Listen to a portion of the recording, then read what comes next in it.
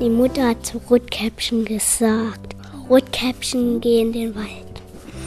Und dann hat die Mutter was in einen Korb gepackt, Wein, Kuchen, und dann ist Rotkäppchen losgegangen. Und einmal kam dann der Wolf und: Was machst du denn gerade?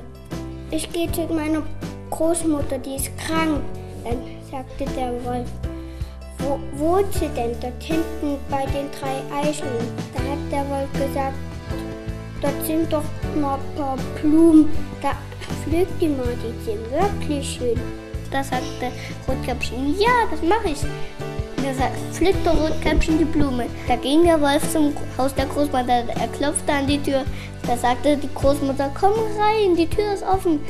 Da ging der Wolf zur Tür rein. Und da fraß er die Großmutter und legte sich ins Bett. Dann kam Rotkäppchen inzwischen und sah, dass die Tür offen war. Und dann ging es hinein und sah die Großmutter und sagte: Oh Großmutter, was hast du für so große Augen, damit ich dich besser sehen kann? Und Großmutter, was hast du für große Ohren, damit ich dich besser hören kann? Und Großmutter, was hast du für große Hände, damit ich dich besser packen kann?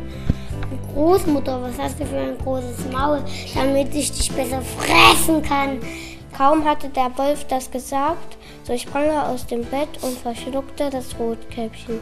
Das Schnarchen hörte er so laut, der Jäger, dass er dachte, da kann doch nicht etwas sein. Da ging er zum Haus der Großmutter. Da fand er den Wolf im Haus, legte sein Gewehr an, aber es konnte sein, dass der Wolf die Großmutter aufgefressen hatte. Und dann hat er gesehen, dass da drinnen etwas sich bewegt. Dann nahm er die Schere und schneidet den Bauch auf.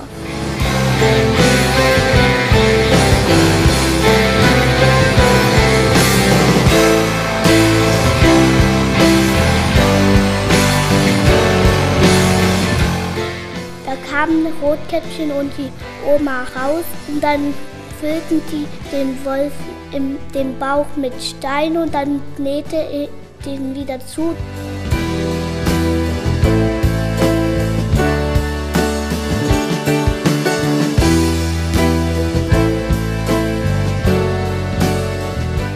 Und der Wolf sagte: Ich hab Durst. Dann ging er zu dem Brunnen und wollte trinken und dann fiel er in den Brunnen rein. Und das war's schon.